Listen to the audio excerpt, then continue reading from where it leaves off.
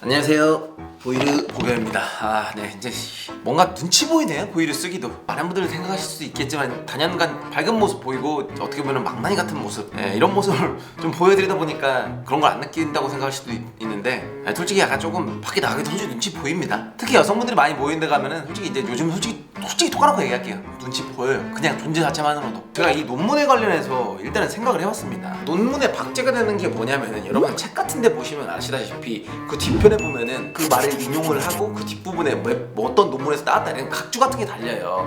근데 거의 그게 여러분들 완벽한 역사거든. 과거에 이런 일이 있었다에 대한 거, 팩트 제시 이런 걸로 그렇게 많이 쓰세요. 이 논문이 쓰여진 지 얼마 안 돼서 발견을 했으니까 망정이지, 이게 사실 몇 년이 지나고 그랬으면 그냥 전 완벽하게 박제를 넘어서 그냥 팩트가 되어버리는 거거든요. 2010년부터 20년, 30년 이 정도 사이에 박지에다 대고 하이루를 외치는 유튜버가 있었다, 루핑뽕 뭐 이런 식으로 진짜 박제가 되는 거거든요. 가끔 식은땀이 좀 나더라고요. 이거 나중에 이런 걸 누군가, 내 지인이라든지 누군가 시간이 지나서 나를 기억할 때 뭘로 기억하느냐, 여자의 생식기에다 대고 보이르 하이루. 이게 어디 여성분들이 많은 데 가면 솔직히 요즘 그냥 눈치 보여요. 그냥 왠지 피하게 됩니다. 그냥 식당 같은 데 갔는데 젊은 여성분들 계시면은 그냥 솔직히 말해서 그냥 피해 못 들어가겠어요. 그래서 이거는 고소도 고소인데 그 전에 있어서 일단 개인 권리에 대한 문제라고 저는 개인적으로 생각을 해요. 개인에 대해서, 대한민국 남자로서 권리 침해적인 그런 부분이죠. 그래서 저는 권리를 찾고자, 그래서 이 논문에 대해서 곰곰이 좀 생각을 해봤습니다. 이분이 대체 무슨 의도로 이런 걸 쓰셨을까? 되게 그것도 배우신 분이 프랑스에 가서 박사학위까지 받아오신 분인데, 이 논문의 의도가 정말 뭔가 계속 생각을 해서 정말 많이 생각을 해봤는데 두 가지로 추릴 수가 있겠더라고요. 그냥 생각 없이 써제꼈다. 두 번째, 제가 봤을 때는 머리가 상당히 좋으신 분이기 때문에 좀 더 나아가 생각해 보니까 고소당하기를 원하고 있다는 생각이 지금 솔직히 말해서 듭니다. 왜냐, 이분들이 원하는 게 뭐냐면 극 페미니스트이시잖아요. 극 페미신데 이분들은 솔직히 말해서 남녀 갈등 조장을 하시는 걸 되게 사명감으로 생각하시는 분들이에요. 그러다 보니까 고소가 당하고, 그러니까 유튜버를 건들면서 이슈가 되면서 이렇게 악의적으로 비난 조롱하고 말도 안 되는 논문을 써서 올리고, 이걸로 인해서 또 고소를 당했을 때 그게 또 이슈가 되면서 또 페미니스트 분들을 지지해 주시는 분들과 또 남자분들과 또 엄청나게 마찰될 걸 분명히 계산에 깔아놓은 엄청난 계산적인 플레이라고 분명히. 맞죠, 교수님? 이거 교수님은 다 계획이 있었구나. 네, 맞으시죠? 고소까지 가고 이 사건이 되게 커지면서 막 공방전 하는 걸 내가 봤을 땐 되게 원하셨을 것 같긴 해요. 왜냐, 남녀 갈등을 조장을 해야 되거든. 그러지 않고서는 이거 무슨 논문에다가 여자 생식기에다 대고 하이르 말이 되냐고요. 이거는 길 가는 사람한테 그냥 얼굴 보자마자 귓살을 날린 것보다 더 심한 격이지.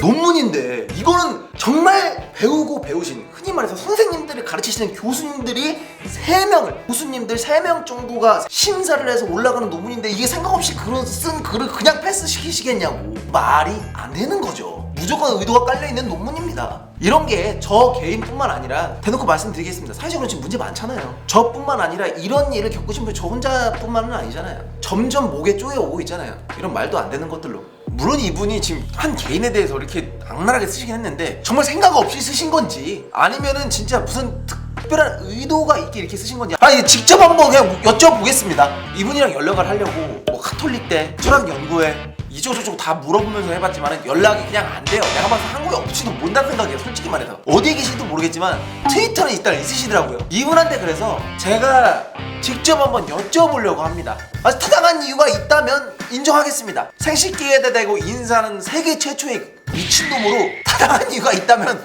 저 진짜 인정할게요. 가문의 먹칠을 하고 부모님, 할아버지 짐수로와 함께 죄송합니다. 진짜 들어오자마자 페미니스트 철학자, 일단 맞는 것 같아요. 윤지선이란 이름으로 페미니스트 철학자, 동물권 페미니즘 철학 세미나 공동 강연자, 페미니즘 철학 스쿨 기획 강연자. 일단 페미니즘이 한 4-5번 나오네요, 홈페이지에. 이게 거의 확실한 것 같습니다. 안녕하세요, 윤지선 교수님. 저는 유튜버 보겸이라고 합니다. 교수님께서 철학연구 127집에 올리신 관음충 논문에 나온 보겸입니다. 관음충 논문에서 유튜버 보겸이 전파한 오지 하이루라고 써주셨건데, 혹시 제가 직접 그렇게 쓰시는 걸 보신 적이 있으신가요? 이분은 정말 아니라고 난 정말 많이 말고 한 번도 쓴 적이 없거든요. 네. 혹시 그런 타당한 이유라도 있으신가요?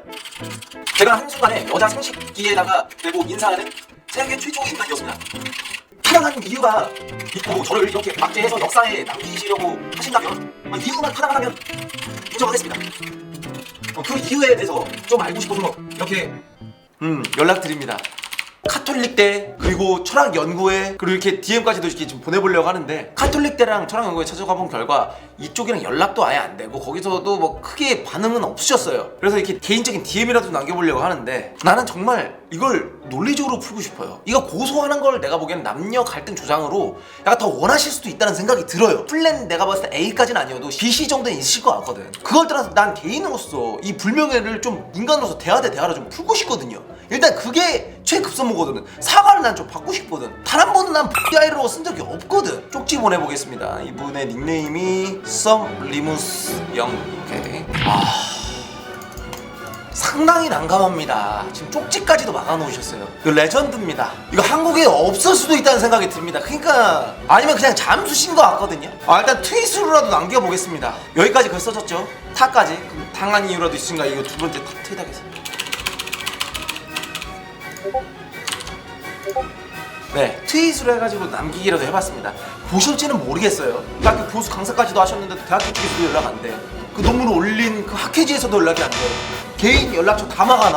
데이터까지 쪽지 막으시면은 이건 아니 피해자의 입장에서 좀 생각해 주십시오. 아니 교수님께서 정말 하고 싶으신 말씀이 있는 건 알겠어요. 근데 그게 사실 그리고 약간 팩트 근거에 기반으로 이렇게 쓰시면은 그런데 이게 사실이 아니고 나는 그런 적이 없다고 단연간 말했는데도 이렇게 쓰시는 거는 그리고 이걸 이슈화 되게 철학연구지에 올리신다는 건 이거 자체만으로도 누가 봐도 남녀 갈등 주장이죠. 이거는 어떤 분은 남녀 갈등을 해결하시려고 하시다가 돌아가신 분도 계십니다. 그런데 교수님께서는 지금 남녀 갈등을 더 유발하시고 지금 모든 연락처 다 닫아놓고 아몰랑 시전하시고 지금 아니 교수님께서 이렇게 한마디 툭 던지시는 건 정말 쉬우세요. 쉬운데 저는 이 불명예를 씻으려면 못 씻을지도 모릅니다. 1년, 2년?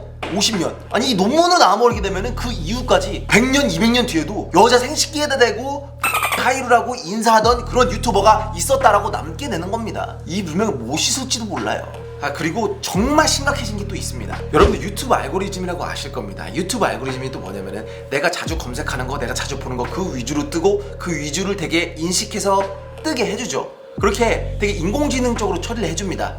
특정 단어에 대해서도 그렇게 인공지능적으로 약간 계산이 되고 벤이 먹고 막 그 단어가 블랙이 먹고 그럽니다. 그런데 이번 관음증 그 논문으로 얘기하시는 분이 계세요. 개수작TV의 그 여명숙님이라고 계신데 그분이 이걸로 영상을 만들었습니다. 안녕하세요, 여명숙입니다. 기가 막히네요. 알패스의 문제점을 지적한 82화와 유튜버 보견님에 대한 논문 허위 기재 문제를 다룬 85화가 성인 컨텐츠로 분류가 되었습니다. 아니 이게 정말 큰일인 겁니다. 당연히 저 교수님을 옹호하시고 저 페미니스트를 극페미니스트를 옹호하시는 분들께서 신고를 하셨겠죠. 이 영상이 노란딱지 먹은 이유는 겁니다. 한두 개 신고가 들어간 게 아니고 다수가 들어가다 보니까 보겸은 플러스 하이루의 주말입니다. 유튜브에서는 뭐 이렇게 식으로 유튜브에서는 이 단어에 대해서 뭐 진짜 문제를 뭐 이렇게 해주시고 이 영상을 어떻게 해주세요 이렇게 하면은 이 신고가 좀 많이 들어가게 되면 얘도 노란딱지가 붙을 수도 있고 안 붙을 수도 있긴 하지만 이 타 채널 같은 경우에는 이 알고리즘이 이거 다수가 신고되었는데 인식을 하는 겁니다. 알고리즘처럼 자주 검색하면 그 영상이 뜨는 것처럼 자주 그 내용에 대해서 신고가 먹으면 이게 문제가 있구나 해서 이 알파고가 인지를 하는 거예요. 그래서 보겸은 지금 19세 단어가 된 겁니다, 여러분들. 그러니까 보겸이란 이름이 그냥 이름을 내가 봤을 때 보만 들어가면 잘못하면 여러분들 유튜브 영상에 보자 들어가는 순간 19금 바뀔 수도 있다는 겁니다. 보겸 하이루, 보겸에 대한 논문을 썼다는 이유로